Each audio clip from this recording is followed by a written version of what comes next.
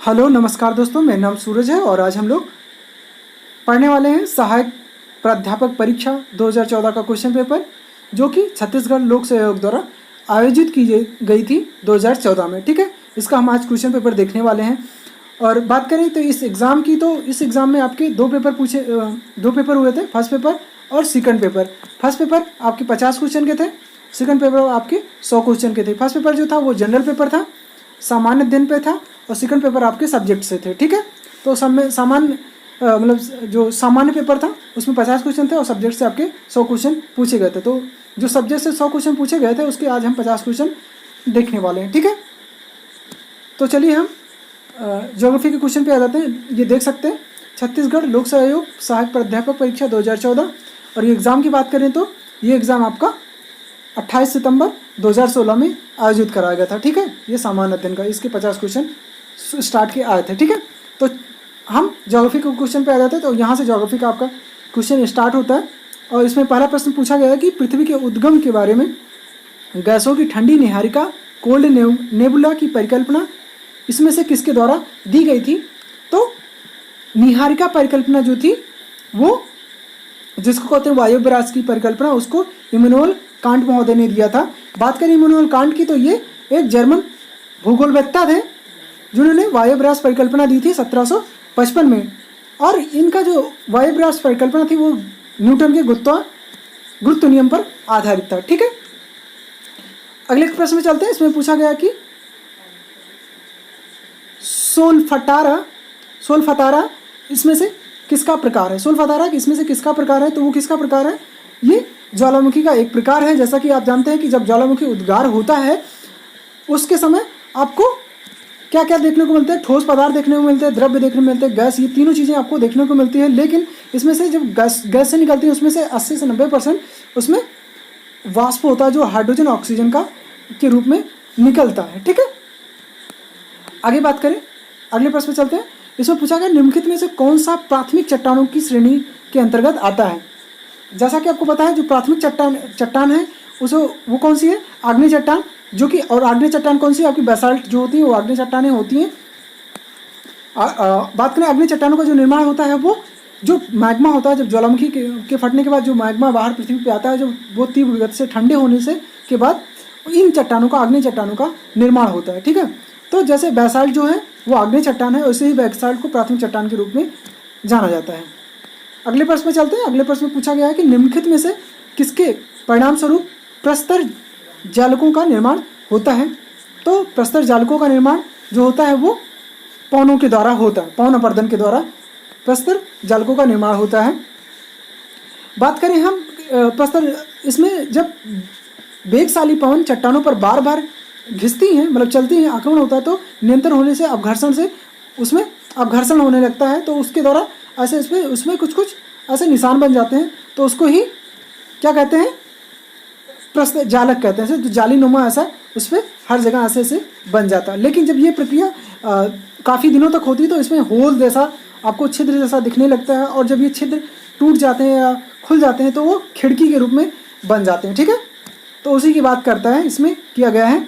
आगे बात करते हैं, आगे बात करें तो इसमें पूछा गया कि, अगले प्रश्न की बात करते हैं। अगले प्रश्न में इसमें पूछा गया कि कैल्शियम कार्बोनेट की चट्टानों का अपर्दन किसके द्वारा होता है। कैल्शियम कार्बोनेट चट्टानों का अपर्दन किसके द्वारा होता है, वो भूजल से होता है। ठीक है, यानी कि जो जिसके कहते हैं भूजल या आंतरिक, जो आंतरिक जल से होता है, या भौगर्भिक जल जो होता है, जो धरातल के नीचे होता है, उसके जल के कारण से क्या होता है कि जो काष्ठ अपर्दन होता है या कैल्शियम कार्बोनेट की चट्टानों का अपर्दन इसके कारण से हो जाता है। ठीक है, तो इससे बहुत सारी स्थलाकृतियों का निर्माण होता है, खासतौर से जहाँ पे चूना पत्थर की चट्टानें होती हैं, वो जल के आने से वहाँ पे वो उसमें घुल जाती हैं, और बहुत सारे कई प्रकार के वहाँ पे स्थलाकृतियों का, कास्ट ट्रोपोग्राफी का निर्माण होता है। आगे हम बात करें अगले प्रश्न की, तो इसमें पूछा गया कौन सा सही मिलान है।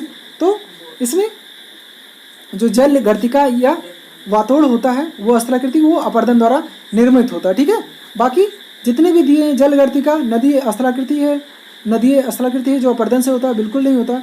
लेकिन जो इसमें एग्जैक्ट आंसर की बात करें तो वो जल गर्तिका वातोड़ अस्त्राकृति जो अपर्दन के द्वारा निर्मित होता है। ठीक है, आगे बात करें अगले प्रश्न की।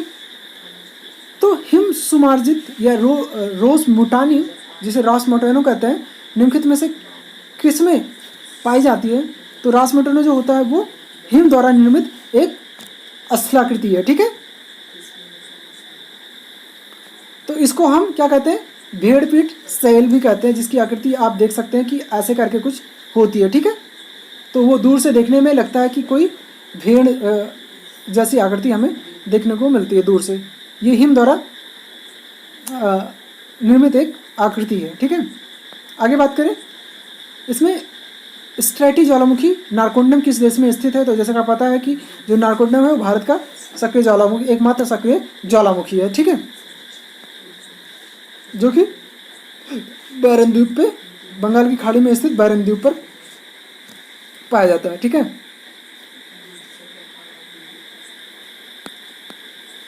समझ गए?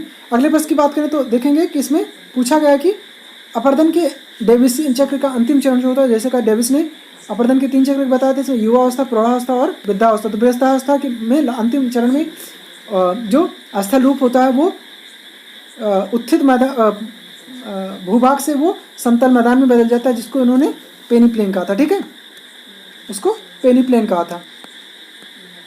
आगे बात करें अगले प्रश्न में, इसमें पूछा गया निम्नलिखित में से दुर्बलता मंडल जो होता है कहाँ स्थित होता है? तो आपको बताना है दुर्बलता मंडल कहाँ पे स्थित होता है। तो जो आपका ऊपरी आपका मेंटल होता है और लोअर क्रस्ट होता है, उन्हीं की संक्रमण पेटी को एस्थेनोस्फीयर कहते हैं। ठीक है, या दुर्बलता मंडल होता है। तो ऊपरी प्रवार और निचले ऊपरी प्रवार और निचले क्रस्ट को ही हम, इसकी हाइट लगभग 100 किलोमीटर के नीचे होती है। ठीक है, समझ गए? ऊपरी प्रवार के ठीक ऊपर ही होता है।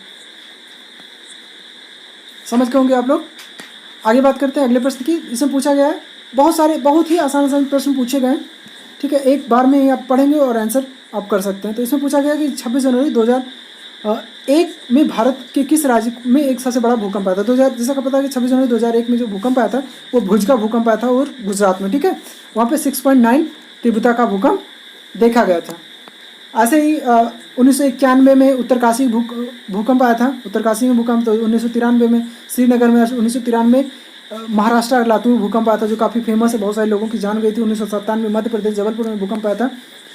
वैसे ही 1999 उत्तराखंड में आया था और 2001 में आपका कच्छ का भूकंप जो भुज का भूकंप आया था, और 2001 में ही आपका सिक्किम और गंगटोक में 6.9 का भूकंप आया था। ठीक है, अगले प्रश्न पे बात करें तो इसमें पूछा गया डॉटर तट के अनुदिश जिन अस्त्राकृतियों का अध्ययन किया गया है उसमें काष्ठ अस्त्राकृत सर्वप्रथम थी।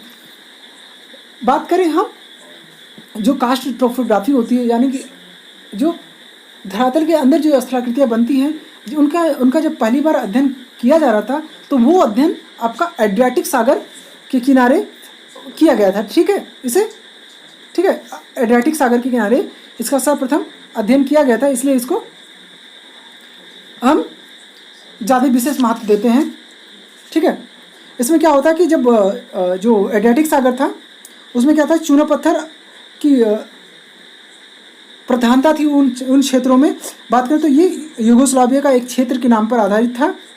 जैसे वहाँ पे यूगोस्लाविया में जो वहाँ का सागर है एड्रियाटिक समुद्र है, और उसके आसपास जो अस्त्राकृतियाँ थी वो क्या थी, चूना प्रधान चट्टानें थी, और पहली बार ही ऐसी आकृतियाँ देखी गई और वो अध्ययन क्षेत्र में आई। ठीक है, तो समझ गए होंगे कौन सा था, एड्रियाटिक सागर। ठीक है, जो कि यूरोप के पास में है। ठीक है, देखिए यूगोस्लाविया की बात करें तो यूगोस्लाविया। ठीक है, अगले प्रश्न की बात करें, इसमें पूछा वायुमंडल में आयतन की दृष्टि से सबसे कम अनुपात किसका होता है? तो सबसे कम अनुपात आपका नियॉन का होता है। ठीक है, तो नियॉन का जो आप देखते हैं कि कितना होता है, 0.018%। ठीक है, सबसे अधिक किसका होता है, नाइट्रोजन का 78.08%। अगले प्रश्न की बात करें, ठीक है, ऑक्सीजन 20.24%, कार्बन डाइऑक्साइड की बात 0.03%। अगले प्रश्न की बात करें, इसमें पूछा गया निम्नलिखित में से जो ट्रेस गैस वायुमंडल में नहीं पाई जाती वो बताएं तो कौन सी नहीं पाई जाती? आपकी मीथेन गैस नहीं पाई जाती, हीलियम, ऑक्सीजन, ओजोन, नियॉन, सारी चीज़ें पाई जाती, लेकिन आगे मीथेन नहीं पाई जाती, क्योंकि मीथेन जो है वो उसका जो उत्सर्जन होता है वो जो कार्बनिक पदार्थ है उसके जलने से होता है, और दलदली ज़मीनों में और पशुओं को जो जुगाली करती हैं, यानी कि जो उनके जो झाग निकलता है मुँह से, उससे होता है। ठीक है, अगले प्रश्न की बात करें। इसमें पूछा गया निम्न में से किस शहर में सामान्य वर्षा होती है? तो इसमें जो भी शहर 10 डिग्री सेंटीग्रेड उत्तर से, नॉर्थ से 10 डिग्री सेंटीग्रेड साउथ तक के बीच में आएंगे, उसमें क्या होगा? सामान्य वर्षा होगी। तो वो कौन सा आता है आपका? जकार्ता। ठीक है, इंडोनेशिया का एक ये शहर है जकार्ता। बात करें तो आप देख सकते हैं कि जो सामान्य वर्षा होती है वो भूमध्य रेखीय जलवायु प्रदेश में होती है, और जो भी उसके बीच में आते हैं जो भी शहर, वहाँ पे सामान्य वर्षा होती है। ठीक है, अगले प्रश्न की बात करें। इसमें पूछा गया वायुमंडलीय परत जो जलमंडल का एक भाग है उसे कहा जाता है, तो उसे क्या कहा जाता है? क्षोभमंडल। ठीक है, वायुमंडल का जो परत जलमंडल का एक भाग है। जलमंडल जो होता है हमारा कैसे बनता है? स्थल मंडल, जलमंडल, वायुमंडल। ठीक है, तो स्थल मंडल हो गया, और स्थल मंडल कौन सा होता है? स्थल मंडल, जलमंडल, और स्थल मंडल, जलमंडल और वायुमंडल, तो ये हो गया। और वायुमंडल में ही आपके ये चारों पांचों मंडल आते हैं, बहिर्मंडल, मध्यमंडल, आयुर्मंडल, क्षोभमंडल, लेकिन क्षोभमंडल हो जाता है जो सबसे नीचे होता है, और यही आपके जलमंडल का एक भाग होता है, निचला भाग। ठीक है, इसलिए आपका कौन सा हो जाएगा? जलमंडल का कौन सा भाग हो जाएगा? क्षोभमंडल। समझ गए? और इस पर बता दें कि आपकी 75 से 80% जो ऑक्सीजन गैसें हैं इसी में पाए जाते हैं क्षोभमंडल में। अगले प्रश्न की बात करें। इसमें पूछा गया स्थानीय वायु पवन जो है सिमूम निम्न में से किस देशों में बहती है? तो वो सिमूम कहाँ पे बहती है? आपका ईरान में। ठीक है, सिमूम जो है अरब और सहारा मरुस्थलों में बहने वाली उष्ण और शुष्क दम घोटू हवाएं हैं, जो यहाँ पे गर्म हवाएं बहती हैं। ठीक है, कहाँ पे? ईरान में, यानी कि अरब कंट्री में ये हवाएं बहती हैं, और ख़ासतौर से अरब देशों की बात करें तो वो ईरान में बहती हैं। ठीक है, अगले प्रश्न की बात करते हैं। इसमें पूछा गया निम्नलिखित में से कौन सा उष्णकटिबंधीय चक्रवातों से प्रभावित नहीं होता है? तो कौन सा नहीं होता? क्योंकि जो चक्रवात होते हैं वो, जैसा कि आपको पता है, वो समुद्री क्षेत्रों से आते हैं। ठीक है, पाकिस्तान समुद्र के किनारे, बांग्लादेश समुद्र, मालदीव, म्यांमार सारे से क्या है? समुद्र के किनारे, लेकिन अफगानिस्तान लैंड लॉक कंट्री है, तो अफगानिस्तान में नहीं आता। ठीक है, आपका ऑप्शन नंबर क्या हो जाएगा? ए हो जाएगा। अगले प्रश्न की बात करें। इसमें पूछा गया जब ठंडी हवा दो घटाओं के बीच में गर्म हवा फंस जाती है तो उसे क्या कहते हैं? ठीक है, मानते हैं ये कोल्ड विंड है और इधर भी कोल्ड विंड है, और जब गर्म वायु आती है यहाँ पे और दोनों के बीच में ये फंस जाती है तो उसको क्या कहते हैं? तो उसको क्या कहते हैं? अधिवृष्ट वाताग्र। ठीक है, अधिवृष्ट वाताग्र होती है। समझ गए?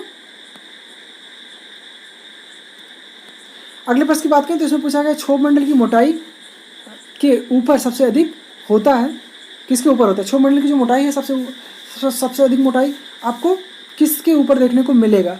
तो जैसा कि कहा जाता है कि जो क्षोभमंडल है वो जैसे जैसे विषुवत रेखा से ऊपर जाएंगे आपकी क्षोभमंडल की ऊंचाई, मोटाई कम होती जाएगी। तो क्षोभमंडल के जो समीप होगा उस पर क्या होगा? क्षोभमंडल की मोटाई अधिक। तो कोलंबो जो है उसकी जो स्थिति है वो 8 डिग्री के 8 डिग्री के आसपास, मतलब 7 या 8 डिग्री के आसपास है। बाकी सारे आपकी भूमध्य रेखा से दूर हैं। ठीक है, तो आपका कौन सा हो जाएगा? कोलंबो।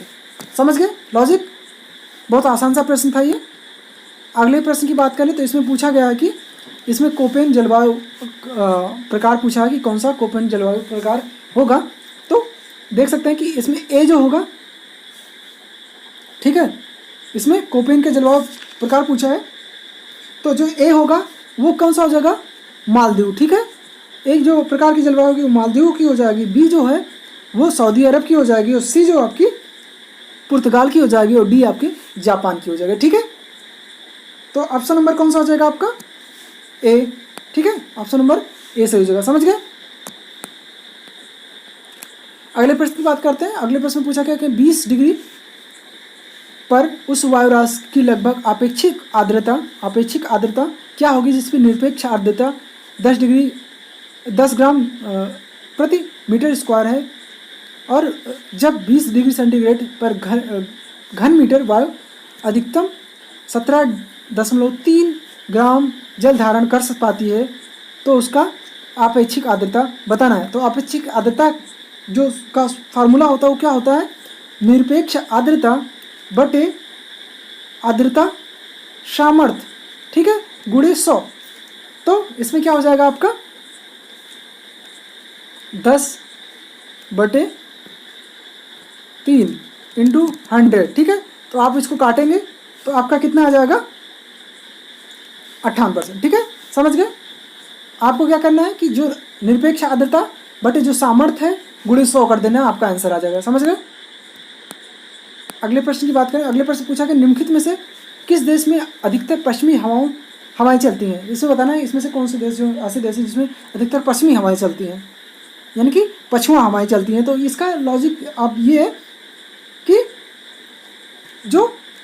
जो भी देश हैं जो आपके साउथ में पड़ेंगे, जितने भी दक्षिण अक्षांश पे माने कि 35 डिग्री के ऊपर पड़ते हैं, उनमें आपको पछुआ हवाएं अधिक देखने को मिलेंगी, ठीक है।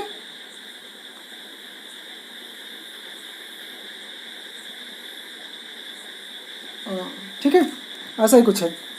तो आपका हो जाएगा ऑप्शन नंबर ई, अर्जेंटीना।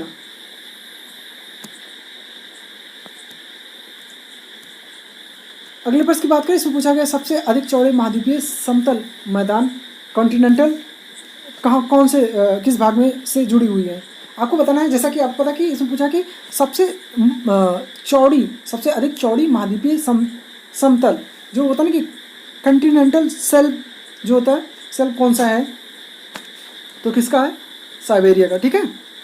साइबेरिया का जो कॉन्टिनेंटल है वो सबसे चौड़ा है। और सबसे सकरा जो कौन सा है, तो ये भी जान लें, जो सबसे सकरा वो वही होगा जो भी समुद्र के किनारे स्थित, जिस भी समुद्र के किनारे स्थित पर्वत श्रेणी होंगे उसके जो उसका कॉन्टिनेंटल उसका सेल्फ होगा, मतलब उसका किनारा होगा, समुद्री किनारा होगा, वो काफ़ी सकरा होगा। तो जैसे एंडीज़ हो गया, रॉकी हो गया, ये सब सारे किनारे, मतलब दक्षिण अमेरिका और उत्तरी अमेरिका के पश्चिमी किनारे जो उसके किनारे काफ़ी सकरे देखने को मिलते हैं, ठीक है। अगले प्रश्न की बात करें तो इसमें पूछा गया है कि मिलान करना है, इसमें आपको महासागरीय कटक के बारे में बताना है। इसमें महासागरीय सागर कौन सा कटक है, ठीक है।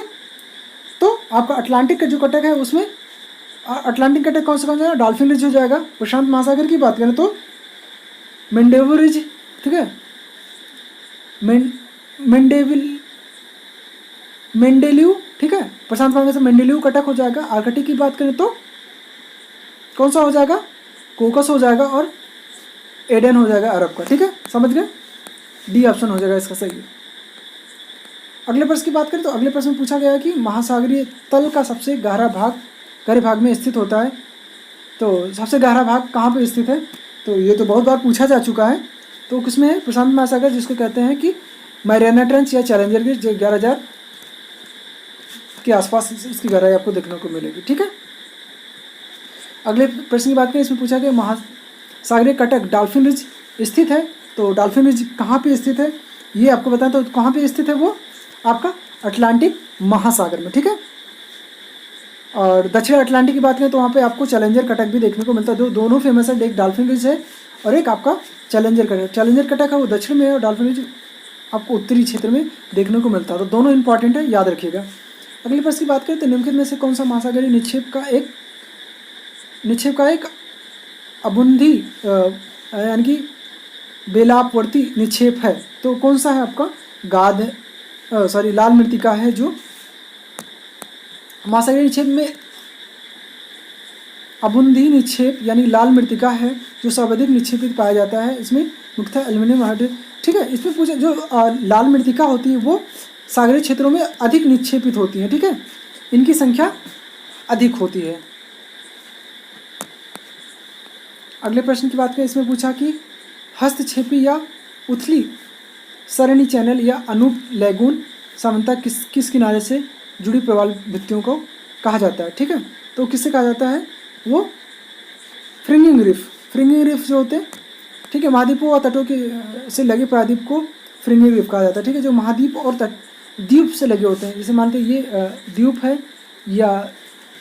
है या महाद्वीप है, उससे सटे भी जो भी होंगे सटे उसको फ्रिंगिंग रिफ कहा जाता है। और इन्हीं से इन पे पनपने वाली प्रवाल भित्तियों को फ्रिंगिंग रिफ के रूप में जाना जाता है, ठीक है।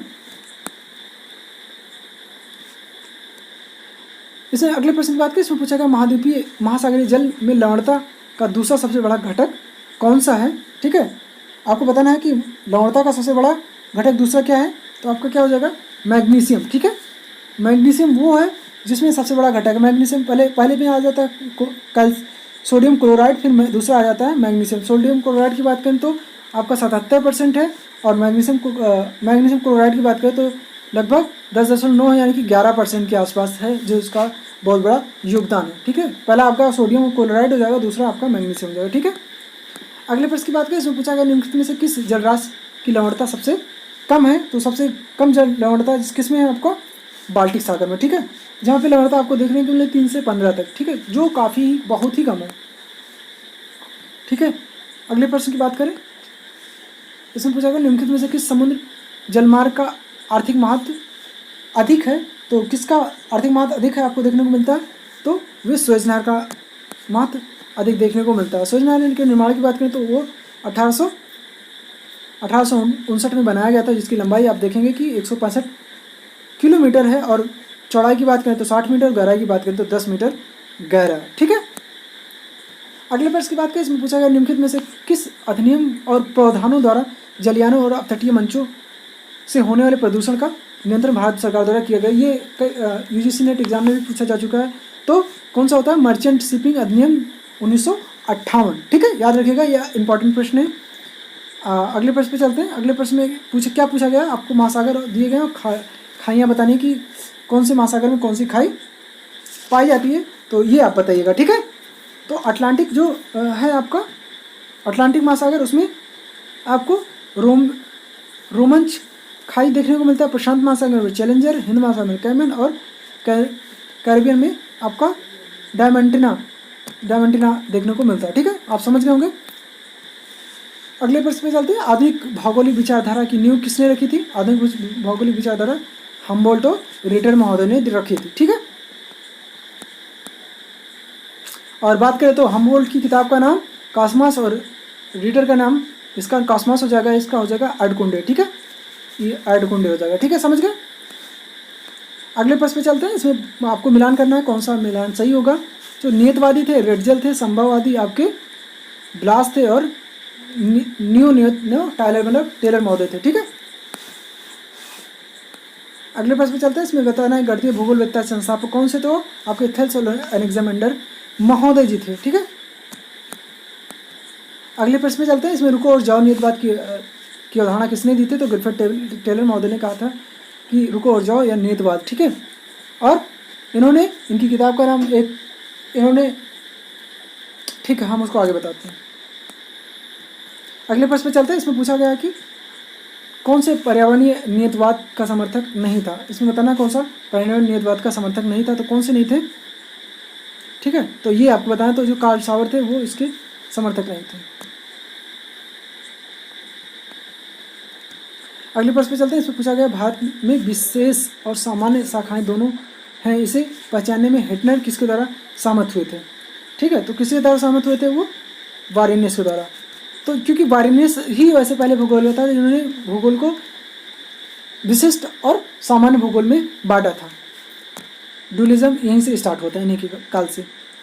अगले प्रश्न की बात करें। प्राचीन काल में भौगोलिक विचारधाराओं के क्रम विकास में व्यापक योगदान देने वाले निम्नलिखित ग्रीक निवासियों को सही कालक्रम में व्यवस्थित करें, तो आपको बताना है कि कौन सा कालक्रम सही है। ये कई बार नेट के एग्जाम में पूछा जा चुका, तो ध्यान से आप पढ़ें। पहला एरिस्टोथेनिस, एनेक्सिमेंडर, टालमी और अरस्तु, ठीक है।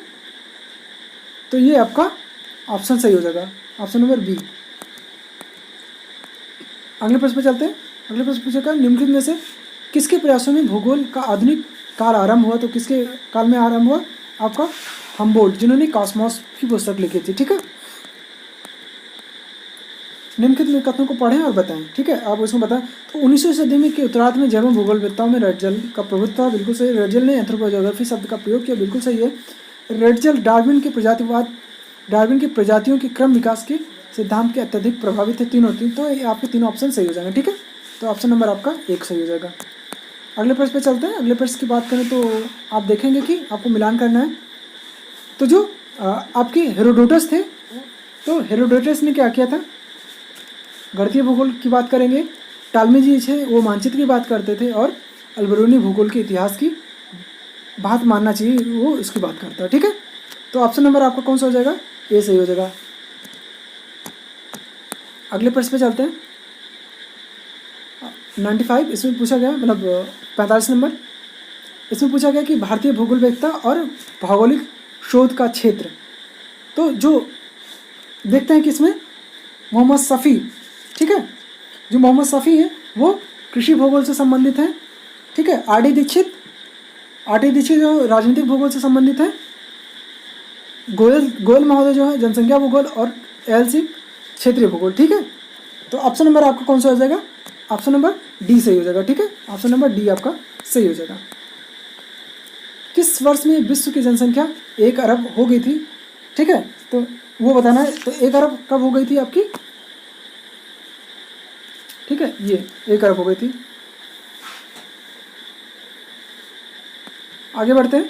निम्नलिखित में से किस में जनसंख्या घनत्व सर्वाधिक है? तो सिंगापुर में जनसंख्या घनत्व सर्वाधिक देखने को मिलता है। इसकी घनत्व की बात करें तो देख सकते हैं 98,000, मतलब 9,82,241 व्यक्ति देख सकते हैं। अगले प्रश्न पे चलते हैं। इसमें पूछा गया है कि निम्नलिखित में से क्या यूरोपीय जनसंख्या की दुविधा नहीं है? इसमें बताएं यूरोपीय जो जनसंख्या है उसकी दुविधा इसमें से क्या नहीं है। तो सब पहले देख सकते हैं इसमें कि जनसंख्या वृद्धि दर का अधिक प्रतिशत नहीं, वयस्क जनसंख्या का अधिक प्रतिशत, अधिक जन्म दर, तो यही है। ठीक है, यहाँ पे जन्म दर अधिक नहीं है, कम जन्म दर ये बढ़ता है। तो ठीक है, ऑप्शन नंबर आपका सी सही हो जाएगा। ठीक है, अगले प्रश्न की बात करें तो अगला प्रश्न है, वर्ष 2014 के आंकड़ों के अनुसार विश्व के कितने प्रतिशत जनसंख्या अफ्रीका में निवास करती थी? तो वो 16% है। ठीक है, 16% अफ्रीका में निवास करते हैं। और अंतिम प्रश्न है, यानी कि 50वां प्रश्न है ये। ठीक है, इसमें पूछा जनसंख्या का क्रियात्मक घनत्व, फिजियोग्राफिक घनत्व जो है किन के बीच अनुपात पाया जाता है? तो वो किसके होता है? कुल जनसंख्या बटे कुल कृषि क्षेत्र बराबर होता है क्रियात्मक घनत्व, जिसको फिजियोलॉजिकल डेंसिटी भी कहा जाता है। ठीक है, आर्थिक घनत्व, कृषि घनत्व, ये सब याद रखिएगा। कई बार नेट के एग्जाम में भी पूछा जा चुका है ये कि कुल जनसंख्या बटे कुल कृषि क्षेत्र बराबर क्या होता है? आपका क्रियात्मक घनत्व होता है। लास्ट प्रश्न इसका देख लेते हैं। वर्ष 2001 में भारत की शहरी जनसंख्या कितनी थी? 2001 में कितनी थी आपकी? 27 के आसपास, जो अभी है 31 कुछ समथिंग है। ठीक है, 2011 में। ठीक है, तो ये आपके 50 क्वेश्चन हो गए थे, जो कि छत्तीसगढ़ असिस्टेंट प्रोफेसर के थ्रू एग्ज़ाम हुआ था, मतलब छत्तीसगढ़ सहायक अध्यापक परीक्षा 2014 में प्रश्न के लिए एग्ज़ाम हुआ था। उसके मैंने आज 50 क्वेश्चन बता दिए हैं। नेक्स्ट वीडियो में हम 50 क्वेश्चन इसके देखने वाले हैं। ठीक है, थैंक यू।